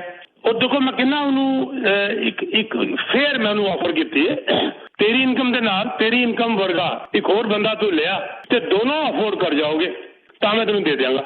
ਦੇਖੋ ਅਕਸਰ ਬੰਦਾ ਪਤਾ ਕੀ ਕਰੇਗਾ, ਇੱਕ ਨੂੰ ਦੇ ਦਿਓ ਜੀ, ਇੱਕੋ ਟੈਨੈਂਟ ਹੈਗਾ, 2 ਦਾ ਸਿਰਦਰਦੀ ਕਿਉਂ ਲੈਂਦੇ ਹੋ। ਮੈਂ ਉਲਟਾ ਕਰ ਰਿਹਾ, 2 ਦੀ ਸਿਰਦਰਦੀ ਲੈ ਰਿਹਾ ਐਜ਼ ਏ ਹਿਊਮਨ ਬੀਇੰਗ, ਤਾਂ ਕਿ ਇਹ ਬੱਚਾ ਅਫੋਰਡ ਕਰ ਸਕੇ, ਦੋਨੋਂ ਬੱਚੇ ਮਿਲ ਕੇ ਅਫੋਰਡ ਕਰ ਸਕਣ ਬੇਸਮੈਂਟ ਨੂੰ, ਤਾਂ ਕਿ ਉਹਨਾਂ ਨੂੰ ਸਿਰਦਰਦੀ ਨਾ ਆਏ। ਅਸੀਂ ਉਲਟਾ ਚੱਲ ਪੈਂਦੇ ਹਾਂ। ਇਹ ਚੀਜ਼ਾਂ ਜਿਹੜੀਆਂ ਨੇ ਬਾਅਦ ਸਾਨੂੰ ਤੰਗ ਕਰਦੀਆਂ ਨੇ ਜਾ ਕੇ। ਸ਼ੁਰੂ 'ਚ ਹੀ ਮੈਂ ਆਪਣੇ ਸਾਰੇ ਜਿਹੜੇ ਮੇਰੇ ਕਲਾਇੰਟ ਨੇ, ਬੜਾ ਵੱਡਾ ਡਾਟਾ ਬੇਸ ਹੈ ਮੇਰਾ, ਉਹਨਾਂ ਨੂੰ ਕਹਿ ਦੇਣਾ ਜੀ ਅਗਰ ਤੁਸੀਂ 10 ਦਿਨ ਦੇ ਅੰਦਰ ਕਿਰਾਇਆ ਤੇ ਚੜਾਣਾ, ਹਫ਼ਤੇ ਦੇ ਅੰਦਰ ਚੜਾਣਾ ਤੇ ਮੇਰੇ ਕੋਲ ਲਾਓ, ਮੈਂ ਤੇ ਠੋਕ ਜਾ ਕੇ ਕਿਰਾਇਆ ਤੇ ਚੜਾਵਾਂਗਾ, ਤਾਂ ਤੁਸੀਂ ਮੈਨੂੰ ਬੋਲੋ ਮੈਂ ਤੁਹਾਨੂੰ ਸਰਵਿਸਿਜ਼ ਦੇ ਦੇਣਾ, ਨਹੀਂ ਤੇ ਮੇਰੀ ਵਜ੍ਹਾ ਨਹੀਂ ਹੈਗਾ, ਕਿਉਂਕਿ ਮੈਂ ਇੱਕ ਵਾਰ ਜਲਦਬਾਜ਼ੀ ਕਰਤੀ ਤੇ ਤੁਸੀਂ ਤਾਂ ਪਰੇਸ਼ਾਨ ਹੋ ਹੀ ਹੋਗੇ, ਮੈਂ ਖੁਦ ਪਰੇਸ਼ਾਨ ਹੋ ਜਾਵਾਂਗਾ। ਤੇ ਸਰ ਲੈਂਡਲॉर्ड ਟੈਨੈਂਟ ਬੋਰਡ ਦੇ ਅੰਦਰ ਵੀ ਡੇਟ ਮਿਲਦੀ ਹੈ ਡਿਪੈਂਡਿੰਗ ਔਨ ਕਿੰਨਾ ਸੀਰੀਅਸ ਕੇਸ ਹੈਗਾ ਜੀ। ਠੀਕ ਹੈ ਜੀ, ਥੈਂਕ ਯੂ ਸਰ। ਔਰ ਅਗਲੀ ਕਾਲ ਵੱਲ ਵਧਦੇ ਹਾਂ। ਤੇਜਿੰਦਰ ਜੀ ਤੁਸੀਂ ਆਉਂਦੇ ਰਹੋ। ਤੇਜਿੰਦਰ ਸਾਹਿਬ। ਹਾਂਜੀ ਸਰ, ਸਤਿ ਸ਼੍ਰੀ ਅਕਾਲ। ਸਤਿ ਸ਼੍ਰੀ ਅਕਾਲ। ਸਤਿ ਸ਼੍ਰੀ ਅਕਾਲ ਸਰ। ਹਾਂਜੀ ਜੀ, ਮੇਰਾ ਸਵਾਲ ਸੀਗਾ ਵੀ ਜਿਵੇਂ ਤੁਸੀਂ ਉਹਨੇ ਕਹਿ ਰਹੇ ਹੋ ਵੀ ਕਈ ਵਾਰ ਟੈਨੈਂਟਸ ਆ ਜਿਹੜੇ ਉਹ ਕ੍ਰੈਡਿਟ ਰਿਪੋਰਟ ਵਗੈਰਾ ਦੇ ਦਿੰਦੇ ਨਕਲੀ, ਰਾਈਟ? ਉਹ ਐਜ਼ ਅ ਲੈਂਡਲॉर्ड ਤੁਸੀਂ ਆਪ ਕਿਵੇਂ ਕੱਢ ਸਕਦੇ ਉਹਨਾਂ ਦੀ ਕ੍ਰੈਡਿਟ ਰਿਪੋਰਟ ਜੇ ਤੁਸੀਂ ਆਪ ਲੈਣੀ ਹੋਵੇ?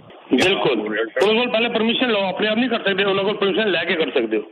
ਅੱਛਾ, ਤੇ ਉਹ ਆਪਾਂ ਨੂੰ ਰੀਅਲਟਰ ਦੇ ਥਰੂ ਕਰਨੀ ਪੈਣੀ ਹੈ ਜਾਂ ਕੋਈ? ਨਹੀਂ, ਕੋਈ ਵੀ ਤੁਸੀਂ ਉਹਦੀ ਪਰਮਿਸ਼ਨ ਲੈਣ ਦੇ ਬਾਅਦ ਆਪਣੇ ਮਾਰਗੇਜ ਬ੍ਰੋਕਰ ਨੂੰ ਕਹਿ ਦਿਓ, ਬੇਸ਼ੱਕ ਕੋਈ ਸੀ ਦਿੱਕਤ ਨਹੀਂ ਹੈਗੀ, ਤੁਸੀਂ ਲੈ ਸਕਦੇ ਹੋ, ਰਿਪੋਰਟ ਕਰ ਸਕਦੇ ਹੋ ਔਰ ਜੈਨੂਅਨ ਜਿਹੜਾ ਹੈਗਾ ਤੁਸੀਂ, ਪਰ ਉਹਨਾਂ ਕੋਲ ਰਿਟਰਨ ਜ਼ਰੂਰ ਪਰਮਿਸ਼ਨ ਲੈ ਲੈਣਾ, ਇਸ ਤਰ੍ਹਾਂ ਨਾ ਕਰਨਾ ਜਿਸ ਤਰ੍ਹਾਂ ਤੁਸੀਂ ਗਲਤ ਹੋ ਜਾਏਗਾ, ਅਗਲੇ ਦੀ ਪ੍ਰਾਈਵੇਸੀ ਹੈਗੀ। ਠੀਕ ਹੈ ਸਰ। ਤੇ ਆਪਣੇ ਸਰ ਔਰੇਂਜਵੈਲ ਦੇ ਵਿੱਚ ਕਿੰਨਾ ਹੈਗਾ ਆਪਣਾ ਨੌਲੇਜ ਹੈਗੀ ਵੀ ਕਿੰਨਾ ਰੈਂਟ ਵਗੈਰਾ ਹੁੰਦਾ ਔਰੇਂਜਵੈਲ 'ਚ town house the 3 bedroom? 3 bedroom town house and how many washrooms? Two washrooms. 2 washroom 3 bedroom and ਤੁਸੀਂ ਗੱਲ ਕਰ ਰਹੇ ਹੋ 1450 ਸਕੁਅਰ ਫੁੱਟ, 1450 ਸਕੁਅਰ ਫੁੱਟ ਦੀ ਗੱਲ ਕਰ ਰਹੇ ਹੋ, ਠੀਕ ਹੈ ਨਾ ਜੀ? ਠੀਕ ਹੈ ਨਾ ਜੀ? ਔਰ ਇਹ ਤੁਸੀਂ ਗੱਲ ਕਰ ਰਹੇ ਹੋ ਲਗਭਗ ਨਵੇਂ ਦੀ ਗੱਲ ਕਰ ਰਹੇ ਹੋ ਜਿਹੜੇ ਅੱਜ ਕੱਲ੍ਹ ਨਵੇਂ ਇੱਥੇ ਬਣੇ 3 ਸਾਲ ਪਹਿਲੇ 4 ਸਾਲ ਪਹਿਲੇ, ਰਾਈਟ ਸਰ? ਹਾਂਜੀ ਬਿਲਕੁਲ ਬਿਲਕੁਲ ਜੀ, ਬਿਲਕੁਲ ਮੈਂ ਸਮਝ ਗਿਆ ਤੁਸੀਂ ਜਿਹਦੀ ਗੱਲ ਕਰ ਰਹੇ ਹੋ। ਦੇਖੋ it all depends again, I wood say something between 2500 to 3000। ਕਿੰਨਾ ਵੱਡਾ ਗੈਪ ਪਾਤਾ ਮੈਂ 500 ਦਾ, ਪਤਾ ਕਿਉਂ? ਜਿੰਨਾ ਜੈਨੂਅਨ ਟੈਨੈਂਟ ਹੋਏਗਾ ਉਹ ਨਿਚੋੜ ਕੇ ਤੁਹਾਨੂੰ ਰੈਂਟ ਦੇਗਾ, ਔਰ ਆਈ wood go for that tenant. ਜਿੰਨਾ ਕਮਜ਼ੋਰ ਟੈਨੈਂਟ ਹੋਏਗਾ ਉਹ ਈਜ਼ੀਲੀ ਤੁਹਾਡੀ ਗੱਲ ਮੰਨ ਲੇਗਾ ਔਰ ਬਾਅਦ ਵਿੱਚ ਤੁਸੀਂ ਦੁਖੀ ਹੋ ਜਾਓਗੇ। ਸਹੀ ਗੱਲ ਹੈ, ਮੇਰਾ ਵੀ ਪੁਆਇੰਟ ਨੋਟ ਕਰਨ ਵਾਲਾ ਹੈ। ਇਹ ਐਜ਼ ਅ ਲੈਂਡਲॉर्ड ਸਰ ਜਿਹੜੇ ਆਪਣੇ ਅਪਲਾਈਐਂਸਿਸ ਹੁੰਦੇ ਆ ਉਹ ਆਪਾਂ ਨੂੰ ਸਾਰੇ ਦੇਣੇ ਚਾਹੀਦੇ ਆ ਕਿ ਡਿਸ਼ ਵਾਸ਼ਰ ਕੰਪਲਸਰੀ ਨਹੀਂ ਹੁੰਦਾ? ਨਹੀਂ ਕੰਪਲਸਰੀ ਗੱਲ ਨਹੀਂ ਹੈ, this is what is there in the agreement.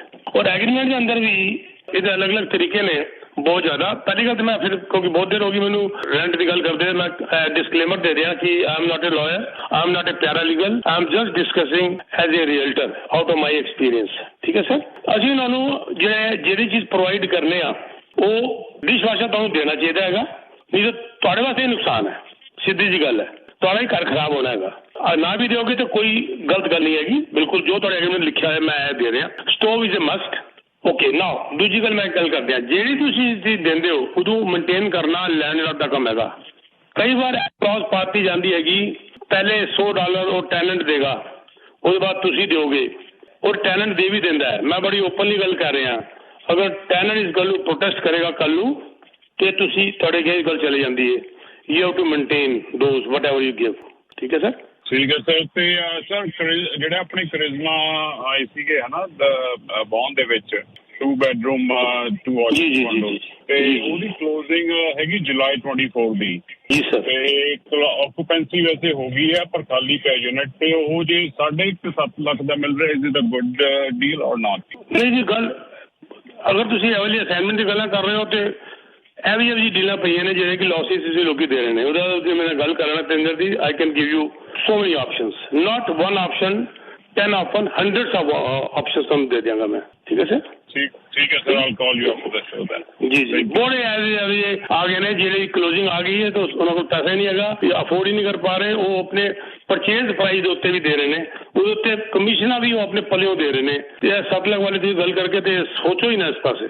ਠੀਕ ਹੈ ਸਰ, ਥੈਂਕ ਯੂ ਜੀ, ਥੈਂਕ ਯੂ ਜੀ, thank you sir. 6 lakh 20,000, 6 lakh 25,000 ਦਾ ਜਿਹਨੇ ਬੁੱਕ ਕਰਾਇਆ 7 ਲੱਖ ਦਾ ਦੇ ਰਿਹਾ, 6 ਲੱਖ 25,000 ਦੇ ਅੰਦਰ ਵੀ ਡੀਲ ਚੰਗੀ ਨਹੀਂ ਹੈਗੀ।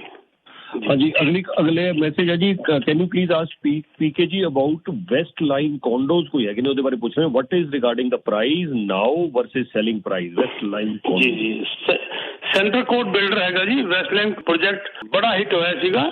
ਇਹ ਬਿਲਕੁਲ ਜਿਹਨੂੰ ਕਹਿੰਦੇ ਨੇ ਵੈਸਟਰਨ ਦੇ ਆਸ-ਪਾਸ ਹੈਗਾ ਔਰ ਉਹ ਏਰੀਆ ਬਹੁਤ ਜ਼ਬਰਦਸਤ ਡਿਵੈਲਪ ਕਰ ਰਿਹਾ। ਸਭ ਤੋਂ ਵੱਡੀ ਗੱਲ ਹੈ ਇਹਦਾ ਜਿਹੜਾ ਬਿਲਡਰ ਹੈਗਾ ਬਹੁਤ ਸੋਲਿਡ ਬਿਲਡਰ ਹੈ। ਉਹ ਤੇ ਬਿਲਡਰ ਸੈਂਟਰ ਕੋਰਟ ਜਿਹੜਾ ਹੈਗਾ ਉਹ ਫਾਈਨਾਂਸ ਦੇ ਬਗੈਰ ਵੀ ਉਹ ਤੇ ਇੱਕ ਚੀਜ਼ ਜਿਹੜੀ ਕਈ ਵਾਰ ਅਗੇਂਸਟ ਚਲੀ ਜਾਂਦੀ ਹੈ ਕਲਾਇੰਟਸ ਦੇ, ਬਾਇਰ ਦੇ, ਲੇਕਿਨ ਜਿਹੜਾ ਸੋਲਿਡ ਬਾਇਰ ਹੈਗਾ ਉਹਦੇ ਹੱਕ ਹੀ ਚਲੀ ਜਾਂਦੀ ਹੈ ਕਿ ਸੈਂਟਰ ਕੋਰਟ ਆਪਣੇ ਕਈ ਪ੍ਰੋਜੈਕਟ ਦੇ ਅੰਦਰ ਆਕੂਪੈਂਸੀ ਡੇਟ ਔਰ ਕਲੋਜ਼ਿੰਗ ਡੇਟ ਇੱਕੋ ਰੱਖ ਦਿੰਦਾ ਹੈਗਾ ਔਰ ਉਹੀਓ ਕੰਮ ਇਹਦੇ ਅੰਦਰ ਹੋਣ ਵਾਲਾ ਹੈਗਾ।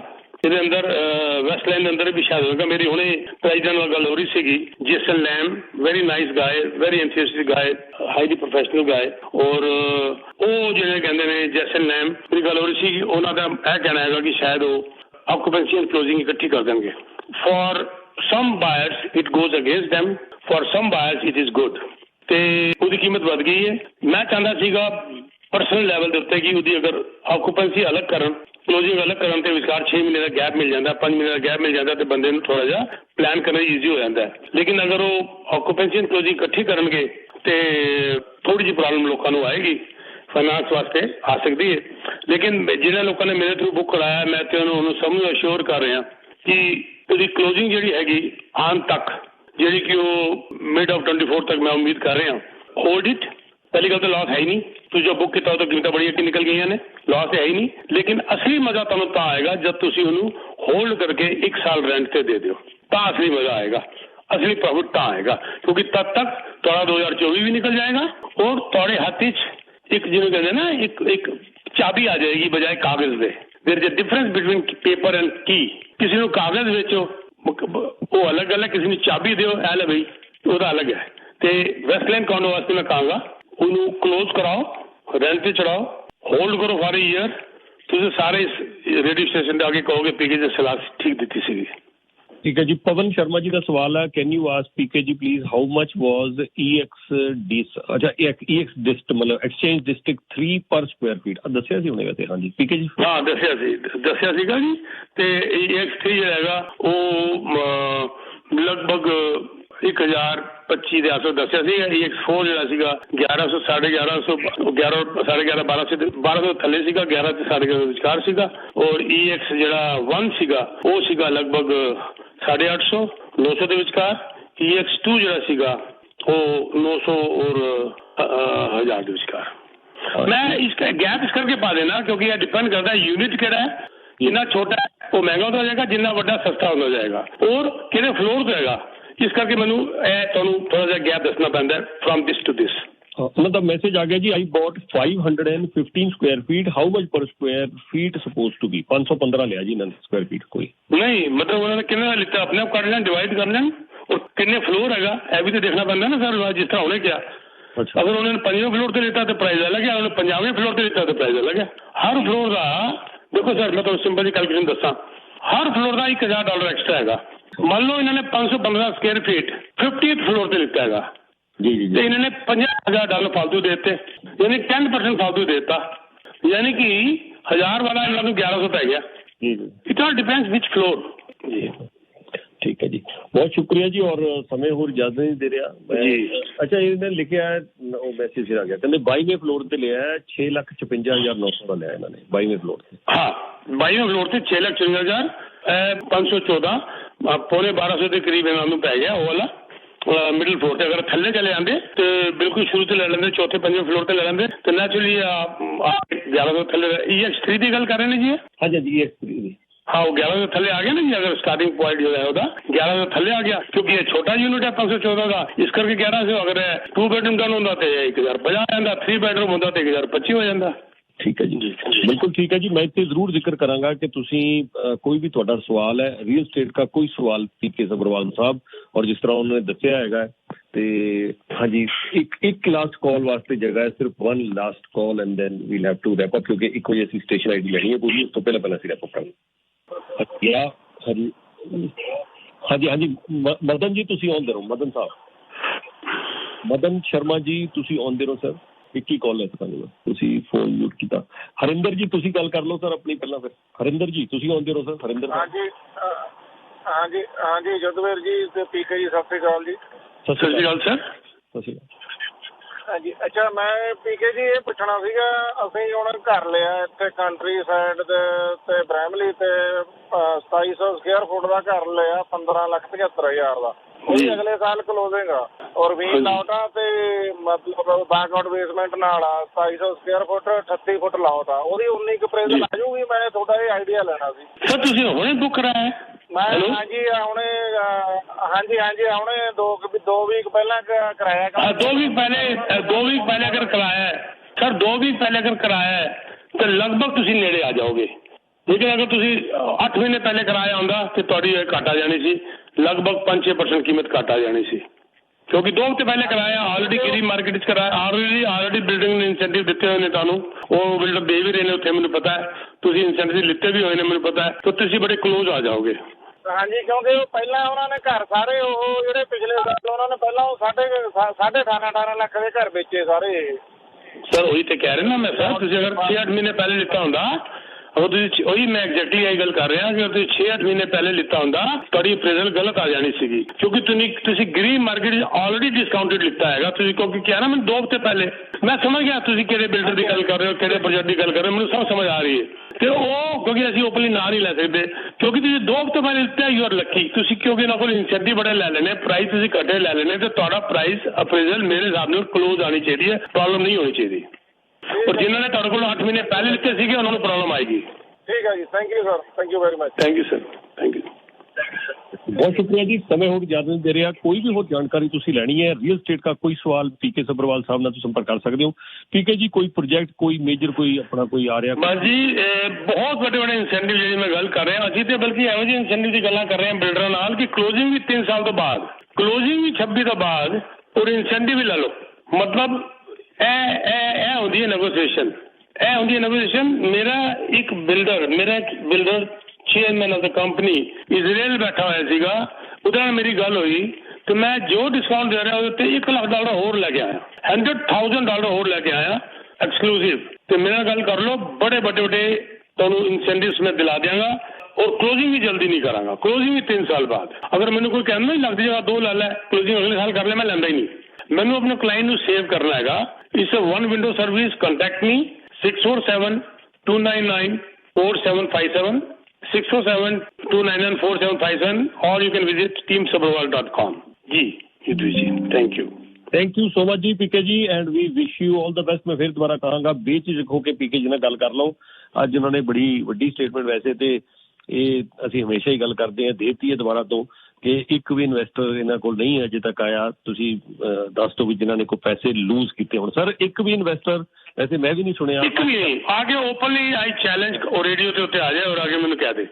ਅੱਛਾ ਹਾਂ, ਇੱਕ ਗੱਲ ਹੋ ਸਕਦੀ ਹੈ, ਉਹ ਹੋ ਸਕਦੇ ਨੇ ਜਿਹਨੇ ਕਿ ਲਿੱਤਾ ਹੋਏ ਔਰ ਕੋਈ ਪਰੇਸ਼ਾਨੀ, ਉਹ ਵੀ ਮੇਰੇ ਕੋਲ ਤਾਂ ਕੋਈ ਨਹੀਂ ਆ ਕੇ ਮਿਲਿਆ ਅਜੇ ਤੱਕ, ਲੇਕਿਨ ਕੋਈ ਅਗਰ ਹੋਏ ਸ਼ਾਇਦ, ਆਈ ਡੋਂਟ ਨੋ, ਜਿਹਨੇ ਅੱਜ ਲਿੱਤਾ ਹੋਇਆ ਔਰ ਕੱਲ ਵੇਚਣ ਵਾਸਤੇ ਨਿਕਲ ਗਿਆ ਹੋਏ, ਉਹ ਅਲੱਗ ਗੱਲ ਹੈ, ਪਰ ਉਹ ਵੀ ਮੇਰੇ ਕੋਲ ਕੋਈ ਅਜੇ ਤੱਕ ਨਹੀਂ ਐਸਾ ਆਇਆ, ਨਾ ਮੈਨੂੰ ਕਿਸੇ ਨੇ ਕਿਹਾ ਹੈਗਾ। ਇਹ ਬਹੁਤ ਵੱਡਾ, ਮੈਂ ਇੱਕ ਪ੍ਰਾਊਡ ਨਾਲ ਕਹਿ ਰਿਹਾ ਕਿ ਮੇਰਾ ਕੋਈ ਇਨਵੈਸਟਰ ਨਹੀਂ ਹੈ ਜਿਹਨੇ ਪੈਸਾ ਲੂਜ਼ ਕੀਤਾ ਹੈ।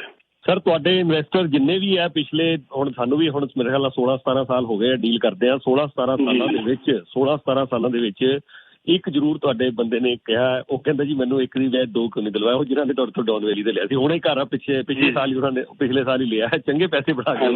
ਫਿਰ ਮੈਂ ਉਹਨੂੰ ਦੱਸਿਆ, ਮੈਂ ਕਿਹਾ ਮੈਂ ਤੇਰਾ ਸਵਾਲ ਆਨ ਦੀ ਏਅਰ ਪੁੱਛਿਆ ਪੀਕੇ ਜੀ ਨੂੰ, ਪੀਕੇ ਜੀ ਕਹਿੰਦੇ ਪਹਿਲੀ ਵਾਰੀ ਲੈਣ ਲੱਗਾ ਸੀ, ਕਿਹਾ ਵੀ ਬਹੁਤਾ ਲਾਲਚ ਨਾ ਕਰ, ਹੌਲੀ ਹੌਲੀ ਕਰ। ਪਰ ਉਹ ਤਾਂ ਹਾਸੇ 'ਚ ਕਹਿੰਦੇ ਉਹ ਤਾਂ ਬਹੁਤ ਖੁਸ਼ ਨੇ ਤੁਹਾਡੇ ਕੋਲੋਂ, ਉਹ ਤੁਹਾਡੀ ਸਰਵਿਸ ਤੋਂ, ਹਰ ਚੀਜ਼ ਤੋਂ। ਐਂਡ ਉਹਨਾਂ ਨੇ ਮੇਰੇ ਕੋਲ ਇੱਕ ਹੋਰ ਕਲਾਇੰਟ ਨੇ ਮੇਰੇ ਕੋਲ ਇੱਕ ਹੋਰ ਕਲਾਇੰਟ ਨੇ, ਬੜੇ ਵੱਡੇ ਕਲਾਇੰਟ ਨੇ, ਉਹਨਾਂ ਕੋਲ 6-7-8 ਫਰੈਂਚਾਈਜ਼ ਹੈਗੀਆਂ ਵੱਡੀਆਂ ਵੱਡੀਆਂ। ਉਹ ਮੇਰੇ ਕੋਲ ਆਏ ਸਰ ਆਪਣੇ ਬੇਟੇ ਦੇ ਨਾਲ, ਤੇ ਮੈਨੂੰ ਕਹਿੰਦਾ ਜੀ 1 ਮਿਲੀਅਨ ਪੜਾ हुआ है, इसमें जितने बुक कर सकते कर दो। 1 ਮਿਲੀਅਨ ਦੇ ਉੱਤੇ ਮੈਂ ਉਹਨਾਂ ਦੇ ਲਗਭਗ 7 बुक कर सकता ਸੀਗਾ ਪ੍ਰੀ ਕੇ 7। ਠੀਕ ਹੈ सर मैं एक के उत्ते अड़ गया कि मैं 1 से ज्यादा बुक नहीं करूंगा। वो फिर जिद कर गया, तो फिर मैं 2 करते। 2 के बाद गलत चैप्टर क्लोज हो गया। वो कहने जी इस बाकी का क्या करूं? मैं कहा जी पहले आप 6 महीने रुक जाओ, पहले देख लो ये जो 2 इन्वेस्ट किए हैं इसमें प्रॉफिट आ रहा है। जब आपको प्रॉफिट नजर आ जाएगा, मार्केट बढ़ गई, तब आना तीसरे के लिए। मैं आपको ये 6-7 बुक करके आपका $1 मिलियन नहीं डालूंगा, क्योंकि मैं आपका पैसा डाल दूं और आपकी नींद उड़ जाए अचानक मिलियन। हालांकि he is very rich, very nice family इतनी अच्छी लगी मेरे को कि दिल करता है फैमिली से रिश्ता बना के रखूं, पर मना कर दिया मैंने उनको। मैं कहा नहीं, मैं नहीं इन्वेस्ट करूंगा, पहले 2 ही करूंगा, बाद में 6 महीने बाद देखेंगे हम। तो क्या है कि तसल्ली से शांति से आदमी काम करे, तो क्योंकि इसको वो कहते हैं ना कि टाइम के हिसाब से हर चीज एवरेजिंग जिसको फैक्टर कहते हैं शेयर्स के अंदर भी, तो प्रॉपर्टी के अंदर भी एवरेजिंग फैक्टर होता है ये कि हमने एक बिल्डिंग में लिया, दूसरी में लिया, 6 महीने बाद तीसरा लिया, साल 1.5 साल तीसरा लिया, तो ये एवरेजिंग में आप हमेशा प्रॉफिट में चले जाते हो। भगवान ना करे, खुदा ना खास्ता किसी एक में अगर कोई झटका लग भी गया तो हम लगने नहीं देते, क्योंकि आपको होल्ड करा लेते हैं। लेकिन अगर आप 6-7 इकट्ठे ले लेते, सारे कैसे होल्ड करोगे आप? तो इसीलिए भी हम इसको थोड़ा डिले कर देते हैं। Thank you very much Yudhvir ji. Very nice sir. Phone number ਇੱਕ ਵਾਰ ਫਿਰ ਦੇ ਦਿਓ, ਕੋਈ ਵੀ ਤੁਸੀਂ ਜਾਣਕਾਰੀ ਲੈਣੀ ਹੈ ਪੀਕੇ ਜੀ ਨਾਲ ਗੱਲ ਕਰੋ, ਇੰਗਲਿਸ਼ ਔਰ ਪੰਜਾਬੀ ਦੋਨਾਂ 'ਚ ਫੋਨ ਨੰਬਰ। जी जी जी जी जी मेरा नंबर है जी 647-299-4757 647-299-4757 647-299-4757। Thank you very much Yudhvir ji. अगले हफ्ते फिर गल करांगे। वैसे तो शामी का प्रोग्राम भी हैगा, राती टीवी भी हैगा जी। बिल्कुल जी, मैं इसे दसूँगा कि हम तो कुछ देर बाद शरा जी आपके साथ बातचीत करेंगे पीके जी, और ड्राइव टाइम शो ਦੇ ਵਿੱਚ सब 2 ਤੋਂ ਲੈ ਕੇ ਜਿਹੜਾ 6 ਵਜੇ ਤੱਕ ਆਉਂਦਾ ਹੈ, ਔਰ ਸ਼ਾਮ ਨੂੰ ਹਰ ਵੈਂਸਡੇ ਸ਼ਾਮ 6:30 ਵਜੇ, ਮੈਂ ਦੁਬਾਰਾ ਦੁਹਰਾ ਦਵਾਂ, ਹਰ ਵੈਂਸਡੇ ਸ਼ਾਮ 6:30 ਵਜੇ ਤੋਂ ਲੈ ਕੇ 7 ਵਜੇ ਤੱਕ ਤੁਸੀਂ ਦੇਖਦੇ ਹੋ ਪੀਕੇ ਜੀ ਔਰ ਪੰਕਜ ਬੋਂਗਈ ਦਾ ਖਾਸ ਪ੍ਰੋਗਰਾਮ ਜਿਹੜਾ ਹੁੰਦਾ, ਜਿਹਦੇ ਕਿ real estate, economy, finance, mortgage, ਸਾਰੇ ਮੁੱਦਿਆਂ ਦੇ ਉੱਤੇ ਜਿਹੜੇ ਘਰ ਦੇ ਨਾਲ ਸੰਬੰਧਿਤ ਹੈ, ਫਾਈਨੈਂਸ ਦੇ ਨਾਲ ਸੰਬੰਧਿਤ ਹੈ, ਇਕੋਨਮੀ ਉੱਤੇ ਗੱਲ ਹੁੰਦੀ ਹੈ। ਪੀਕੇ ਜੀ ਥੈਂਕ ਯੂ ਸੋ ਮਚ। मैं छोटी कहना चाहूँगा कि सैरा ਦੇ ਨਾਲ ਸ਼ਾਮੀ ਪ੍ਰੋਗਰਾਮ ਕਰਕੇ ਮੈਨੂੰ ਬਹੁਤ ਚੰਗਾ ਲੱਗਦਾ ਹੈ, and she is a very nice, I would say, host, and I must appreciate ਮੈਨੂੰ ਜਿਹੜਾ ਕਰਕੇ I am very comfortable doing show with her. Thank you so much PK ji, means a lot, शुक्रिया। अच्छा आप सुन रहे हो यहाँ पर? हाँ जी। मैं तो तुम्हारे बारे में उल्टा सीधा कहना था, तुम खुद भी सुन रहे हो। चलो ओके जी। ਜੀ ਸਰ ਇਹ ਨਹੀਂ ਵੀ ਅਸੀਂ ਰੈਸਿਪੀਕੇਟ ਨਹੀਂ ਕਰ ਰਹੇ ਪੀਕੇ ਜੀ, ਇਹ ਤੁਹਾਡੇ ਸਾਰਿਆਂ ਦੀ ਸਪੋਰਟ ਹੈ, ਬਲੈਸਿੰਗ ਹੈ, और तुसी बहुत इन्हों वधिया गाइड किया सरा जी नूं, जिहदी बदौलत के देखो सरा जी ये आपको वाकई कॉम्प्लीमेंट है कि आप जहाँ से आपने शुरू किया था और आज पीके जी आपको कॉम्प्लीमेंट दे रहे हैं, ऑन एयर कॉम्प्लीमेंट दे रहे हैं, तो आपके लिए बहुत अच्छी बात है कि यस दैट मीन्स आपने बहुत मेहनत की है।